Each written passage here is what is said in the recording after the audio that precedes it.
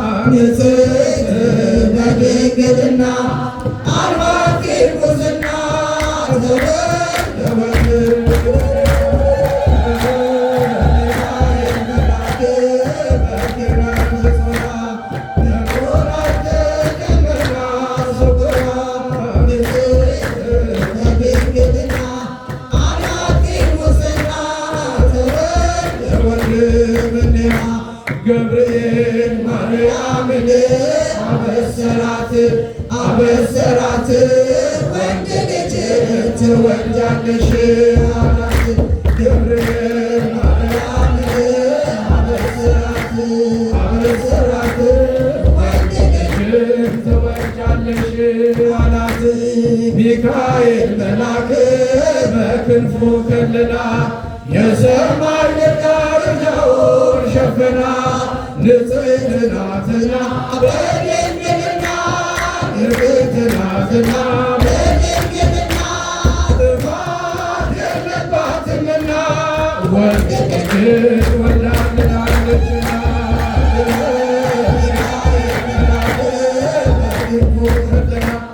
የሰማይ መጋረጃውን ሸፈና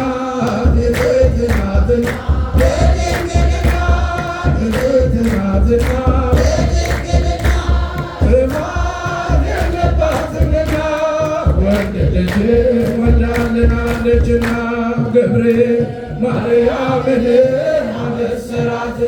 አበሰራት ወንድ ልጅ ትወልጃለሽ አላት። ገብርኤል ማርያምን አበሰራት ወንድ ልጅ ትወልጃለሽ አላት። ሚካኤል መልአክ በክንፉ ከለላ የሰማይ መጋረጃውን ሸፈናት። ንጽሕት ናትና በድንግልና ንጽሕት ናትና በድንግልና ጥፋት የለባትምና ወንድ ልጅ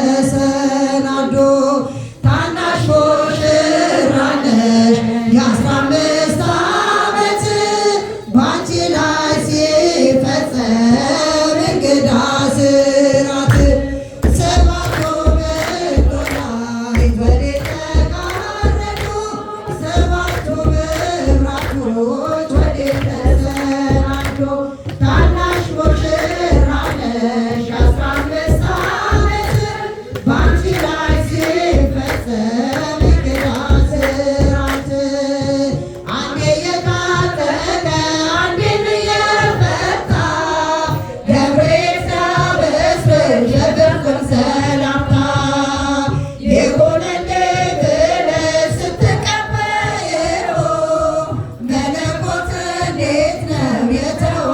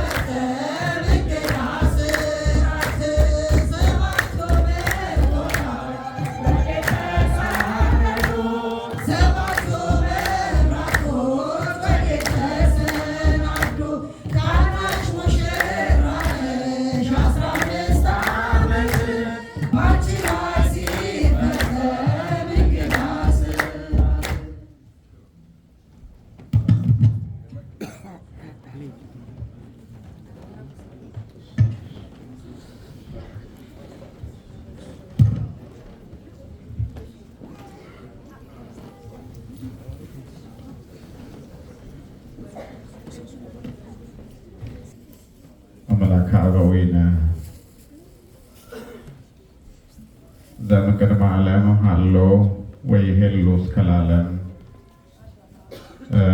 አባቶች ካህናት፣ እንዲሁም ዲያቆናት፣ መዘምራን በጠቅላላ በቅዳሴ በዝማሬ ያገለግላችሁ ሁላችሁም የእግዚአብሔር ልጆች የእመቤታችን የድንግል ማርያም ወዳጆች እንደምን አደራችሁ? ድምፅ ያንሳል። እንደምን አደራችሁ? አምላካችን ስለማይነገር ስጦታው፣ ስለ ቸርነቱ፣ ስላደረገልን ነገር፣ ስለዋለልን ውለታ፣ ስለሆነው ስለሚሆነው፣ ስላለፈው ስለሚመጣው ሁሉ ስሙ የተመሰገነ ይሁን።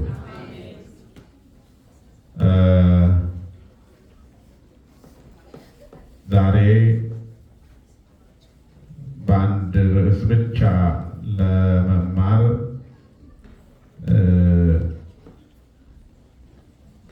ሊከብድ ይችላል። ምክንያቱም ታላቁ የቅዱስ ገብርኤል ዕለት በዓል ነው። እሱ ራሱን የቻለ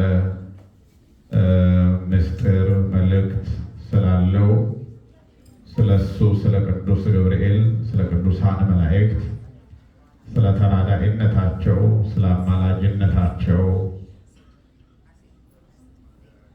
እንድንማር ይገባል፣ ማወቅም ያስፈልጋል። ይልቁንም በዛሬው ዕለት እግዚአብሔር በቅዱስ ገብርኤል አማካኝነት የሰራውን ስራ ያደረገውን ተአምር ቅዱስ ገብርኤል ለእግዚአብሔር ልጆች በእምነት ጸንተው ለተገኙ ልጆች የዋለውን ውለታ የሰራውን ስራ ማየት መረዳት ይገባል። ማወቅ ብቻ ሳይሆን ለነሱ የተደረገው ለእኛም እንደሚደረግ ማመንና መማፀን መላኩን መለመን ያስፈልጋል። ይሰማችኋል? ዛሬ ታኅሳስ ቅዱስ ገብርኤል ነው። በሀገራችን እንዴት እንደሚከበር ታውቃላችሁ። በእውነቱ ልቡናችን እዛው ስላለ፣ አይነ ህሊናችንም እዛው ስላለ እናያለን። ዓለም ቅርብ ስለሆነች ዛሬ ደግሞ እንዴት እየተከበረ እንዳለ መረጃው አላችሁ። ክርስቲያኖች ሁሉ የቃል ኪዳኑ ታቦት ባለበት ቤተ መቅደሱ በታነጸበት በጠቅላላ በሁሉም አብያተ ክርስቲያናት ሰንበትን የቅዱስ ገብርኤልንም በዓል ለማክበር በእግዚአብሔር ቤት ናቸው። ከሀገር ከአካባቢ ርቀው ከሰፈር ወጥተው ገዳማት ሄደው የሚያከብሩ እጅግ ብዙዎች ናቸው እና እግዚአብሔር ለዚህ ዕለት ስላደረሰን ስሙ የተመሰገነ ይሁን። አመስግኑ እግዚአብሔር። አዎ እኛም ባለንበት በዚህ ቅዱስ ስፍራ የመልአኩ የቅዱስ ገብርኤልን በዓል እያከበርን ነው እና ይህንን እንድናውቅ እንድንረዳ ቅድም ልጃችን ዲያቆን ሚኪ አስተምሯል በእንግሊዘኛ ቋንቋ ስለ ዕለቱ ስለ ቅዱስ ገብርኤል ስራ በትንቢተ ዳንኤል ምዕራፍ 3 በተለይ በሰፊው የተገለጸውን ሰምተናል። እናንተም ታውቃላችሁ፣ ማንበብም ይጠቅማል። እግዚአብሔር ለታመኑበት ላመኑበት ደራሽ ነው። ለወዳጆቹ ፈጣን መልስ የሚሰጥ አምላክ ነው። ተስፋ ላደረጉት ሰዎች አለሁ የሚል አምላክ ነው እና ዛሬ አናንያ አዛርያ ሚሳኤል በዚያ በናቡከደነፆር ዘመን በጨካኙ ንጉሥ ጊዜ ዓለም በሙሉ ለንጉሱ ሲሰግድ ለጣዖት ሲሰግድ ፈርቶ ሞትን ፈርቶ ሲንበረከክ እነዚህ ለጣዖት አንሰግድም የምንሰግደው ለእግዚአብሔር ነው ብለው አምነው በራሳቸው ፈርደው በስጋችን ብንሞት እግዚአብሔር ለዘላለም ያኖረናል። በሥጋ ብንሞት ምን እንሆናለን ብለው ጨክነው ራሳቸውን ሰጥተው ፈራጁ ናቡከደነጾር ወደ እሳት ጥሏቸው ቅዱስ ገብርኤል በእሳቱ መካከል ወርዶ እንዳያቃጥላቸው እንደረዳቸው በእሳት መካከል እየተንሸራሸሩ እየተዝናኑ እነዚህ ወጣቶች እግዚአብሔርን በዝማሬ እንዳመሰገኑ እናያለን። እሳት ውስጥ ሆኖ መዘመር፣ እሳት ውስጥ ሆኖ መከራ ውስጥ ሆኖ ችግር ውስጥ ሆኖ ማመስገን እንደሚቻል አሳይተውናል። ይልቁንም 3 ሆነው ተጥለው 4 ሆነው በታዩ ጊዜ ጨካኙ ናቡከደነጾር ልጆቹን ወደ እሳት የጣላቸው ያ ግፈኛ ሰው እግዚአብሔርን የማያውቅ ለሰው መከራ የማይጨነቅ ናቡከደነጾር 3 ጥለን 4ኛ ያለው 4ኛው ደግሞ ከዚህ አይመስልም ከእግዚአብሔር ሰው ይመስላል 4ኛው የተለየ ነው ብሎ እንዲመሰክር ያደረገው እሱ ነው። ከሃዲው ናቡከደነጾር የምስክርነት ቃሉን እንዲሰጥ ኋላ እንዲያውም ያዳናቸውን አምላክ የአናንያ የአዛርያ የሚሳኤል አምላክ እግዚአብሔር የተመሰገነ ይሁን እስኪል ድረስ ያበቃው በዛሬው ዕለት እግዚአብሔር በቅዱስ ገብርኤል አማካኝነት የሰራው ስራ ነው። እኛንም ቅዱስ ገብርኤል ይርዳ። የተወደዳችሁ ክርስቲያኖች፣ በዓለም ላይ የምናየውም የማናየውም መከራ አለ በየቀኑ የምናውቀውም የማናውቀውም። እንዲያውም እኛ እያየነው ከሚወረወረብን ፍላጻ ይልቅ ሳናየው የሚወረወረው የዲያብሎስ ጦር ይበዛል። እግዚአብሔር ይርዳን። ዓለም ዛሬም ብዙ ጨካኞች አሏት። በግብር ናቡከደነጾርን የሚመስሉ እንደ ሄሮድስ ሕፃናት የሚገድሉ እንደ ናቡከደነጾር ስገዱልኝ የሚሉ ጨካኞች ዛሬም በምድራችን ላይ አሉ። ለሰው ማይራሩ ማያዝኑ፣ ለሰው ማዘን መራራት ይገባል። የሰው አምላኩ እግዚአብሔር ይቆምለታል። ታውቃላችሁ፣ ቃየል በአቤል ላይ ቢጨክን የአቤል ደም ወደ እግዚአብሔር ጮኋል። ዝም አላለም እግዚአብሔር። ወንድም አቤል ወዴት አለ ብሎ ጠይቆታል። የተወደዳችሁ ክርስቲያኖች ልብ በሉ። ስለምናደርገው ነገር ተጠያቂዎች ነን። መልካም ብንሰራ ዋጋ ሊከፍለን ለክብር ሊያበቃን ይጠይቀናል። ክፉ ብንሰራ ሊፈርድብን ይጠይቀናል። ስለ ሰው እንጠየቃለን። ይገርማቸዋል።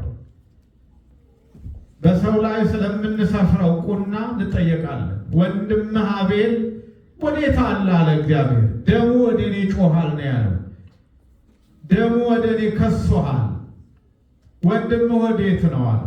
ማንም አላየኝም ብሎ ገድሎ የጣለውን ከሰው ተሰውሮ ከእናቱ ከአባቱ ተደብቆ በሸለቆ ውስጥ በወንዝ ውስጥ ገድሎ የጣለውን ወንድሙን እግዚአብሔር ፈልጎታል። ሰው ያለቀሰባቸው ያዘነባቸው የሰው እንባ የሰው ጉዳይ የሰው ግፍ ያለባቸው ሰዎች እንዳይረሳ ማሰብ ያስፈልጋል። ፈጥኖ ንስሐ ለመግባት ባወቅነውም ባላወቅነውም ባየነውም ባላየነውም በተናገርነውም በጻፍነውም። ዛሬ በእኛ ዘመን እንደምታውቁት ሰው ሰውን በጦር ለመውጋት ብዙ ዕድል ላይኖረው ይችላል። በሀገራችን እውነት ነው፣ አንገት እየቀሉ ሆድ እየሸለቀቁ ሕፃናትን እየገደሉ የሚያሳድዱ እጅግ ብዙ ጨካኞች እያየን፣ ሕግ ባለበት ሀገር ደግሞ በቀጥታ ወግቶ መጣል ባይችሉ እንኳን በተለያየ መንገድ ዛሬ በእስክሪብቶ ሰው የሚገሉ በሚጽፉት ነገር ሰው የሚጎዱ ብዙዎች አሉ። ሌሎች የሚያለሱባቸው ስለ ክፉ ነገር ሀሳብ የሚሰጡ ኮመንት የሚሰጡ ክፉውን ነገር ሼር የሚያደርጉ የሚያባዙ የሚያስተላልፉ ሁሉ በደል አለባቸው። እጆቻችንን ለበጎ ነው ማንሳት ያለብን። እየሰማችሁ ነው? ጣቶቻችንን ለመልካም ነው የሚጽፉ ጣቶቻችን መልካም ነገር እንዲጽፉ፣ የሚያስብ ልባችን መልካም ነገር እንዲያስብ። እንዴት ነው አባ ሕርያቆስ ያለው? እንዴት ነው ቅዱስ ያሬድ ያለው? ልቤ በጎ ነገር ወሳ ልቤ። ንገሩኝ አንድ ላይ ከኔ ጋር ሆኖ ወሳ ልቤ። በግዙ መልሱልኝ። ቃለ ሰናይ ወሳ ልቤ። ልቦናዬ በጎ ነገርን አወጣ። እኔም የማርያምን ምስጋና እናገራለሁ፣ የማርያምን ቅዳሴዋን እናገራለሁ። ልቦናዬ በጎ ነገር አወጣ።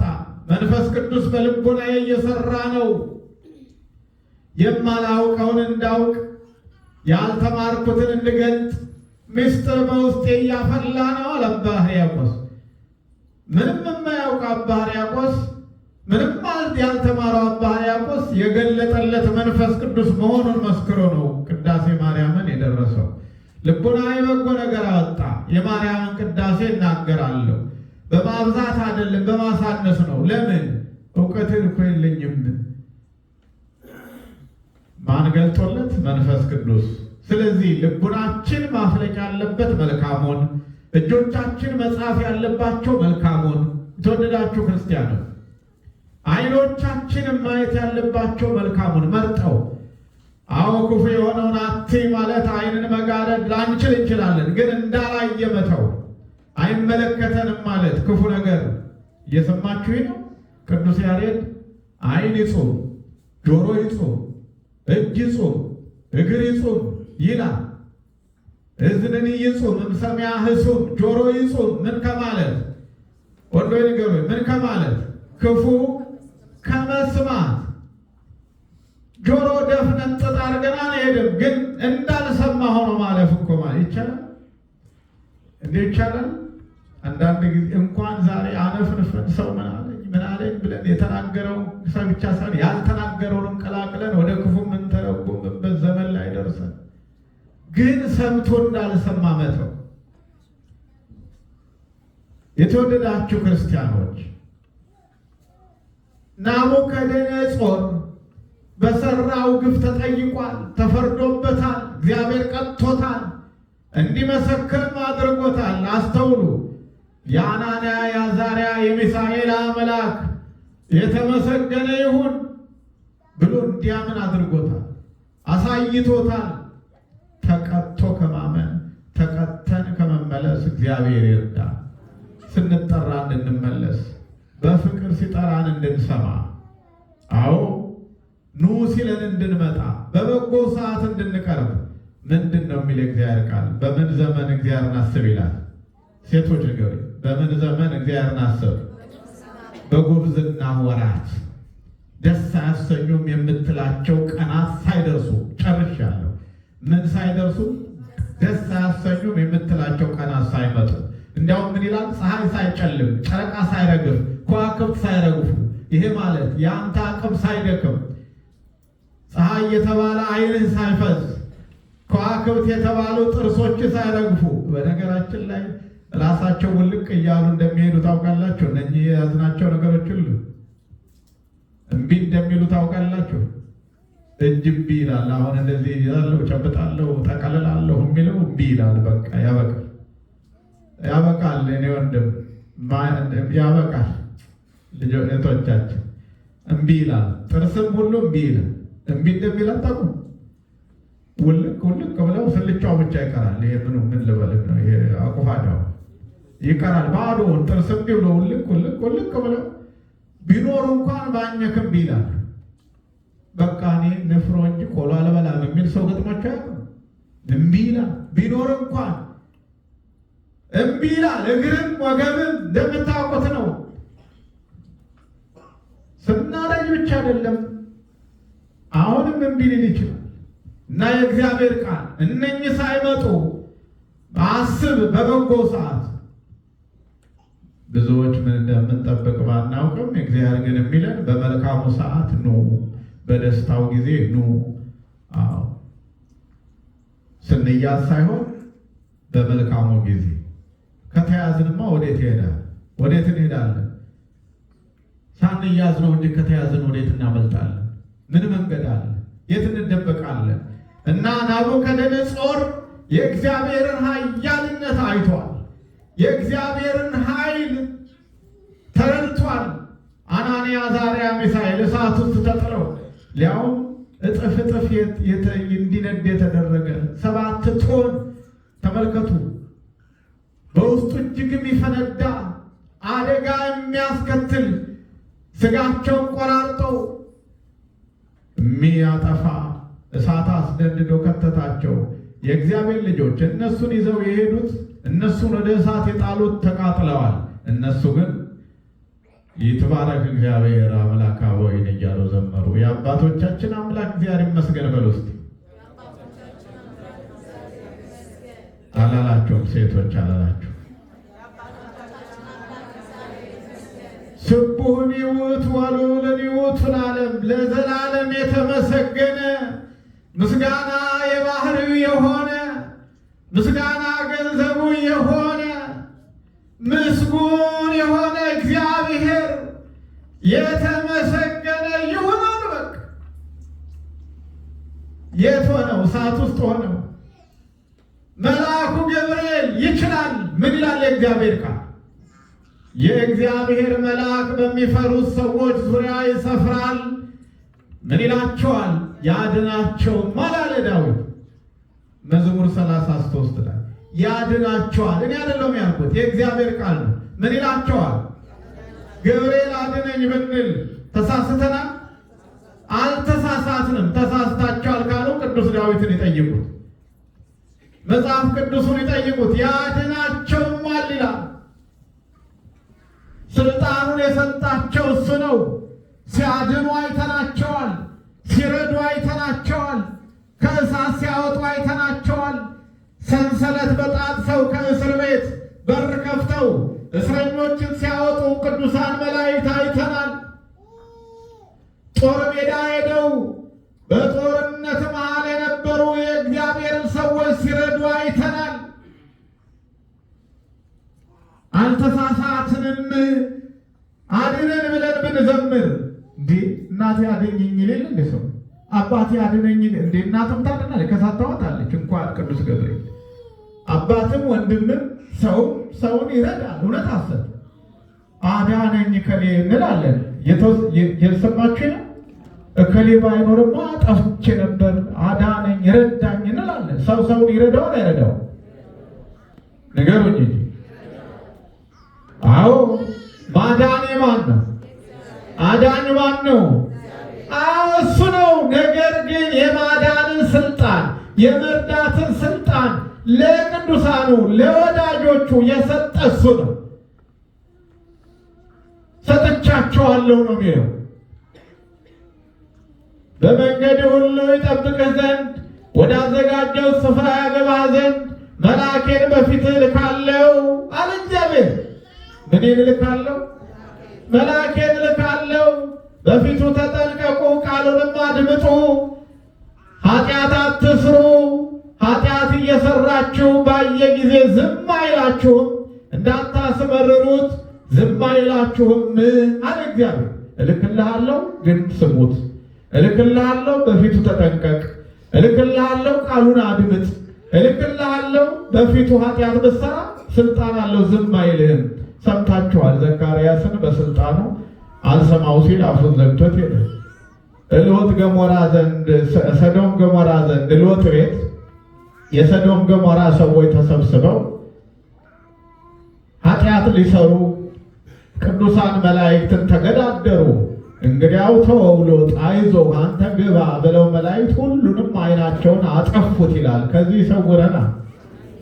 ስለዚህ ነው ዛሬ ይህንን እናከብራለን፣ ይህንን እንናገራለን። በዝማሬያችን አንስተናል። ሌሊት በወንጌሉ አንበናል። መዘምራኑ ይህንን ዝማሬ ዘምረውታል። መጽሐፍ ቅዱስም ነው የዘመርነው። አላችሁ ከኔ ጋር? ነቃ በሉ ወንዶች፣ ቀና በሉ እስቲ ወደኋላ ቀና። አይዟችሁ፣ ቀና በሉ። ቀና ብላችሁ እንድትሄዱ አደርጋችኋለሁ ይላል እኮ እግዚአብሔር። እስቲ ቀና በሉ ትንሽ፣ እናቶችም ቀና ትንሽ፣ አይዟችሁ ቀና፣ አትደጋገፉ፣ አትደገፊኝ ብለው አጠገባችሁ ድግፍ የሚል አንዳንድ ሰው አለ። አዎ ድካም ቢኖር እንኳን ቀና በሉ። ከቅዳሴ በኋላ ነው፣ ትንሽ ዕለቱን እያየን ነው። ምንድን ነው ያልኩት? ንገሩኝ እስቲ። ምን ነበር ያልኩት? ምንድን ነው ያልኩት? እንዲሁ ነው በቃ እንዲሁ ነው። ረሳችሁት አይደል? አሊያሱ ይሄ ነገር ደጅ ይደርስል፣ በቤታችሁ ይደርሳል፣ ለሳምንት ይቆያል፣ በሕይወታችን እንጠቀምበታል። ምንድን ነው ያልኩት? ስለ ሰዶም ገሞራ ነው ያልኩት። እሱን ጨረስኩ እኮ አይናቸውን አጠፉት ብዬ ጨረስኩ። መዘምራኑ ወንጌሉን ዘመሩት፣ መጽሐፍ ቅዱሱን ዘመሩት። ምንድን ነበር የዘመሩት? ገብርኤል ማርያምን አበሰራት አሉ። ማን አበሰራት? መጽሐፍ ቅዱስ እንደዚህ ይላል። በስድስተኛው ወር መልአኩ ገብርኤል ወደ አንዲት ድንግል ተላከ፣ ሄዶም አበሰራት ይላል። ደግሞ ሲዘመር ነው ምንድን ነበር የሚለው? ምን ነበር የሚለው? ገብርኤል ኃያል መልአከ ብስራት መልአከ ኃይል። እዩት፣ ገብርኤል ኃያል እዩት ብለን ዘመር። ኃይል ከማን ነው? ከእግዚአብሔር የተሰጠው፣ በኃይሉ ስራ የሰራ ጠላትን ድል ያደረገ ያንን ዘመር። ደግሞስ ምን ዘመር? ሰባቱ መንጦላዕት ወዴት ተዘጋጀ? ይሄ ቅዱስ አባ ዲዮስቆሮስ በቅዳሴው በጣም ገልጾታል። አሁን ጊዜው አይበቃንም። ሰባቱ የእሳት መጋረጃ በሆዶች ውስጥ ወዴት ተዘጋጀ? ወዴትስ ተተከለ? በቀኝ ነውን? በግራ ነውን? ታናሽ ሙሽራ ስትሆን ይላል። እግዚአብሔር ከሁላችን ጋር ይሁን። የመልአኩ በረከት ረድኤት ይደረብን። እንግዲህ እንዳልኳችሁ ዛሬ በአንድ ርዕስ ለማስተማር የሚያስቸግረው ለምን ነበር? ሌላው በዓል ዕለተ ሰንበት ነው። ይሄ ሰንበት ከጌታ ንዑሳን በዓላት አንዱ በዓል ነው። አላችሁ? ምንድን ነው ያልኩት? ንዑሳን በዓላት የሚባሉ 9 በዓላት አሉ። አበይት በዓላት የሚባሉ ደግሞ 9 አሉ። አሁን እንዲሁ እኮ ክብርና ምስጋና ለስሙ ይሁን። ተመልከቱ፣ የተዋህዶ ቤተክርስቲያናችን ተመልከቱ። ቤተክርስቲያን ሃይማኖታችን ለጌታችን ለኢየሱስ ክርስቶስ ያላት ቦታ የመጀመሪያው ነው፣ ትልቁ ነው። እሱ ነው መሰረቱ፣ እሱ ነው ባለቤቱ። ስለሱ ምንም ጊዜ ቢሆን ጉድለት የላትም። ስታከብር በፍጹም ነው። አምልኮቷ ፍጹም ነው። የምትሰግደው ለሱ ነው። የምትሰብከው ስለሱ ነው። የምትዘምረው ስለሱ ነው። ስለ ቅዱሳን ብንዘምር የቅዱሳን አምላክ እሱን እያመሰገንን እየተማጸርን ነው። ስለ እመቤታችን ስንዘምር ከልጇ ከወዳጇ እንታማልደን ነው። እየሰማችሁ ነው። እና 9 አበይት በዓላት የሚባሉ አሉ፣ 9 ደግሞ ንዑሳን የሚባሉ አሉ። ሲደመር ስንት ይሆናል? የምታከብራቸው በምስጢር የምትተረጉምላቸው የምትዘምርላቸው በቅዳሴ የምታከብራቸው በዓላት ናቸው። በየወሩም ብዙ በዓላት አሉ። ሁሉም ቀን ቢቀደስ ቢሰለስ ስለሱ ነው።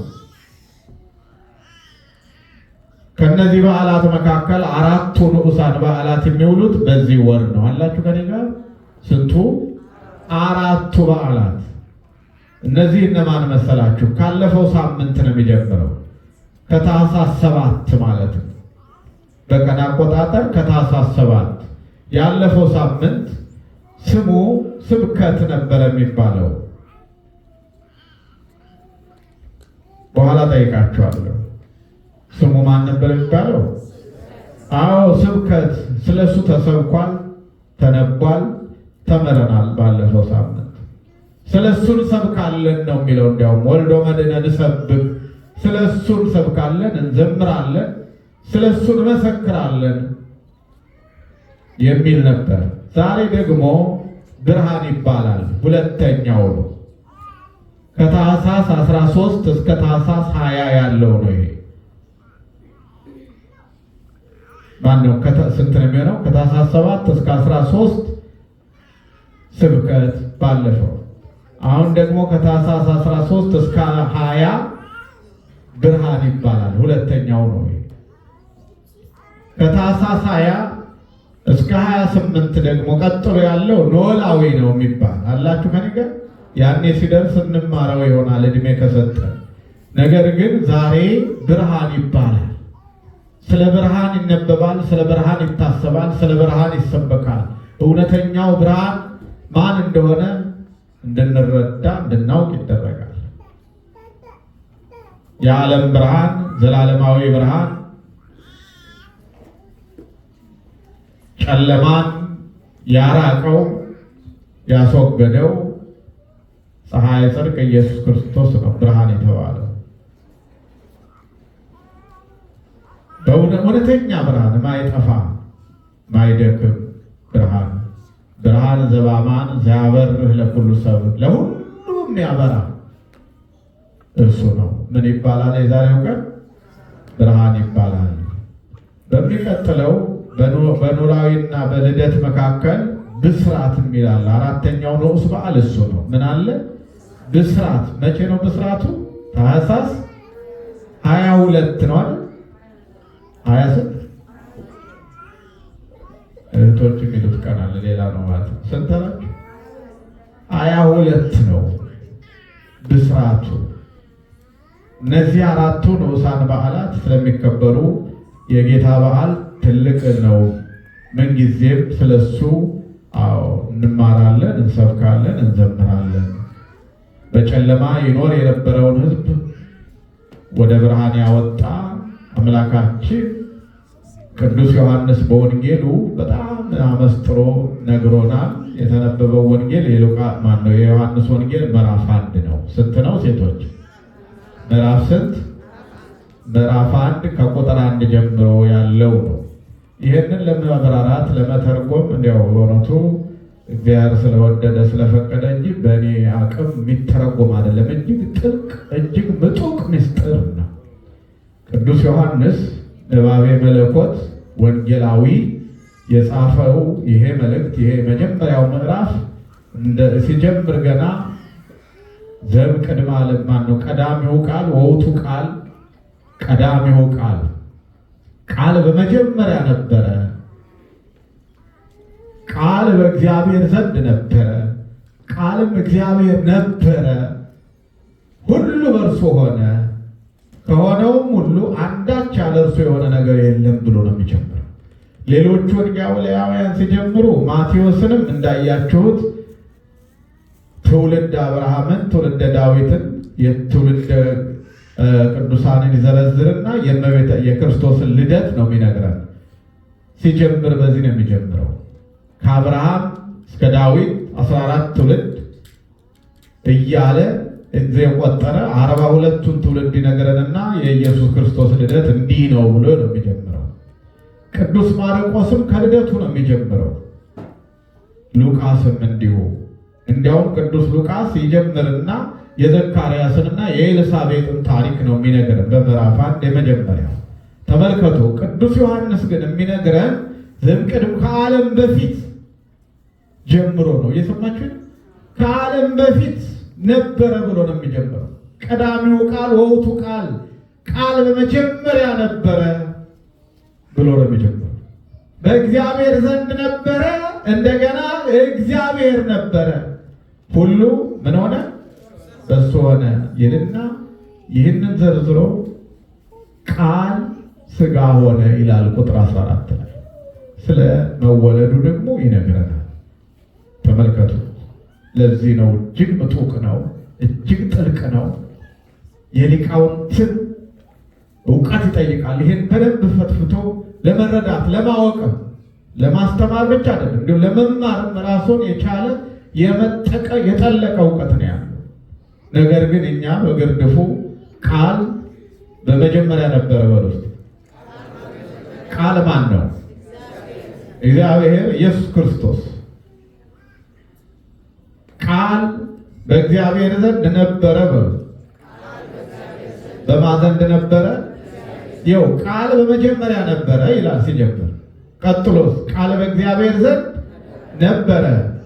እንደገና ቃል እግዚአብሔር ነበረ፣ ራሱ እግዚአብሔር ነው ይላል። ሁሉ በማን ሆነ? በእሱ ሆነ። እንዲያውም ከሆነውም ሁሉ አንዳች ያለ እርሱ የሆነ ነገር የለም ነው። ተመልከቱ። እና የዛሬው ወንጌል ይሄ ነው። ዛሬው በዓል ይሄ ነው። ከስንቱ ንዑሳን በዓላት አንዱ ነው ዛሬ ወንዶች። ከስንቱ? ከ9 ንዑሳን በዓላት። ከ9 ንዑሳን በዓላት በዚህ ወር ስንቱ በዓላት ይከበራሉ? ሴቶች። ንዑሳን በዓላት ማለት አበይት ስላሉ ነው። አበይት የሚባሉ ጽንሰቱ፣ ልደቱ፣ ጥምቀቱ፣ እርገቱ፣ ስቅለቱ፣ ትንሣኤው እያለ ማለት ነው። ትልልቆቹ በዓላት የጌታ ደግሞ የሚከበሩት ልደቱ ሲመጣ ከመምጣቱ በፊት ሕይወት ቤተክርስቲያን ያለፈውን ስብከት ስም ሰጥታ ቅዱስ ያሬድ ነው ስም የሰጣቸው። ሊቁ ጻድቁ፣ እውነተኛው ጻድቅ፣ እውነተኛው ሊቅ፣ ኢትዮጵያዊው ሊቅ ብሉዩን አዲሱን ተገልጦለት ያወቀው ጻድቅ ነው እየነገረን ያለው ስም የሰጣቸው። እያዜመ እየዘመረ የሚነግረን በየሳምንቱ የሚዘመረው የእሱ ዝማሬ ነው እና በዚህ መሰረት የዛሬው ዕለት ከንዑሳን በዓላት አንዱ የጌታ በዓል ነው። ትልቅ በዓል ነው። ለብርሃነ ልደቱ ያደርሰን። ደግሞ የዛ ቀን በፊቱ ተሰብስበን እንደው ሰፊው ለማክበር ፈቃዱ ይሁንልን። እንዳትረሰው የልደትን በዓል እዚህ ተሰብስበን ነው የምናከብረው። እዚህ ነው የምናድረው። ሰዓቱን የሚቀጥለው እሑድ እንነግራችኋለን። የዛሬ ሳምንት በስንት ሰዓት እንደሚጀምር ግን ሁላቸውም እዚህ እንደምታድሩ እንዳትረሱ። የአብ ጸጋ፣ የወልድ ፍቅር፣ የመንፈስ ቅዱስ አንድነት በሁላችን ላይ ይደር። የእመቤታችን ፍቅሯ፣ የመስቀሉ በረከት አይለየን።